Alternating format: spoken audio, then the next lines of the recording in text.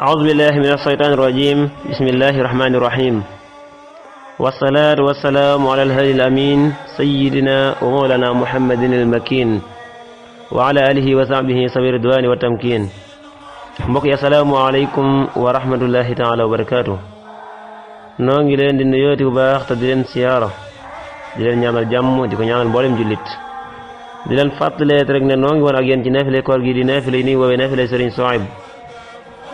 ñu tolloo nag ci guddig ñaar fukkeel ga ak juróom-ñeent 29e suur ba,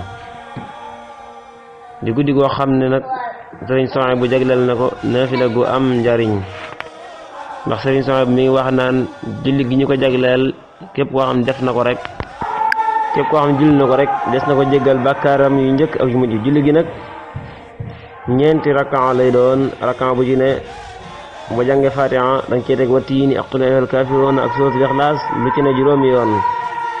daanaka mook bis bi ko jiit rek ñoo bokk ak julli te ñoo bokk li ñu ci diggee, ñoo bokk ak julli, ndax bu ci ne rek loolu ngay julli ñeenti rakka te bu ci ne ñoo bokk lu ñuy tari, ndax bu ci ne wa tiini ngay tari ginnaaw ba jànge Fatiha wa tiini juróomi yoon, suuratul kaafiruun juróomi yoon, suuratul Ixlaas juróomi yoon.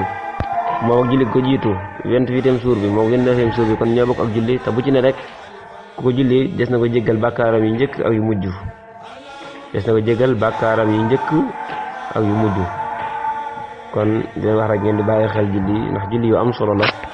yaakaar naa sax ñaari julli ciy des, ndax 29e suur bi lañ nekk noonu te kon benn fan a ciy des muy bis mujj bi, muy fanweereelu fan bi,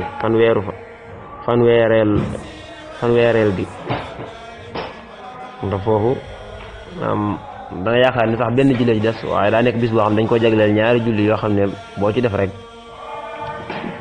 boo ci naafile rek baax na, waaye nag naafile ñaari yëpp rek ngir dabbu ñaari yëpp. kon ñaari julli yooyu moo ciy bëgg a des, wax rek ngeen farlu ci bàyyi ko xel, ndax ñaari naafile yu am njariñ la. moom guddi googu ñu jagleel ñaari naafile insha allah rabbi bu fekkee weeru feeñut sax. kon wasalaamu aleykum wa rahmatullah.